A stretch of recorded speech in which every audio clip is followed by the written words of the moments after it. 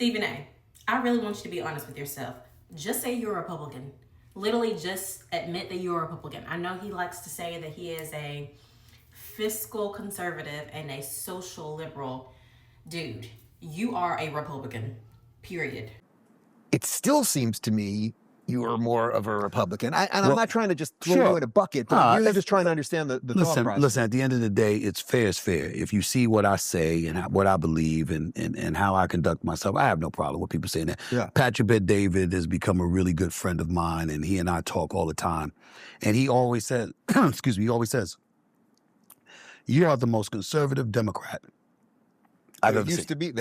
So as y'all know, he's been saying a lot of conservative talking points on his show. He's also been interviewed by a lot of Republicans lately. And in this particular video, he is talking to Dave Rubin about the current Democratic Party versus the past or the old Democratic Party, and why he does not identify with the current Democratic Party. Take a listen. Identifying myself with today's Democratic Party.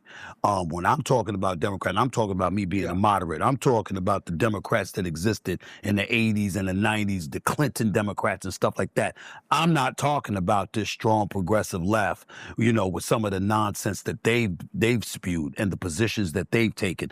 Oh no, if I were to ever run for office, I wouldn't listen to them at all. So my thing is, why not just be a Republican then? If you do not agree with the Democratic Party of today, you think the Democratic Party has gone too far left and the Democratic Party is doing this and doing that, you clearly don't agree with the principles of the Democratic Party anymore, so just vote Republican.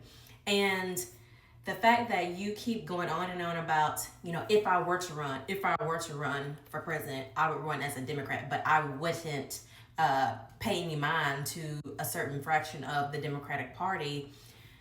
Sir, no talking point that you have right now is considered Democrat. So why in the world would you run for president as a Democrat? You know, a vote for Trump is a vote against us. Well, wait a minute. We don't have a right to care about the economy. We don't have a right to care about our borders. We don't have a right to care about safety in the streets. We don't have a right to care about the things. If we've decided to vote based on that premise, it's really not on that premise. It's really a vote against women. It's like, come on now. He went on to say that in the 2024 election, people who voted for Trump, you know, cared about the economy, cared about crime, and all of these things. I'm a Black woman and I voted for Kamala Harris. And yes, I care about crime. Yes, I care about the economy. I'm a Black woman and Black people are in the working class, contrary to popular belief. We are in the working class, so we care about the economy, okay? Let's start there. Secondly, if you voted for Trump, you might care about the economy, you might care about crime, but a vote for Trump was also a vote for racism. It was also a vote for misogyny. It was also a vote for against all marginalized communities, okay? So you can say, oh, people cared about the economy and people cared about crime, and that's why people voted for Donald Trump, or that's why Black people are, you know, allowed to care about this. Yes, Black people can care about the economy and can care about crime and still vote for the Democratic Party, because at the end of the day, I don't care what policy that Republicans have, they are 100% the party of racism. And that is enough for me to never vote for a Republican.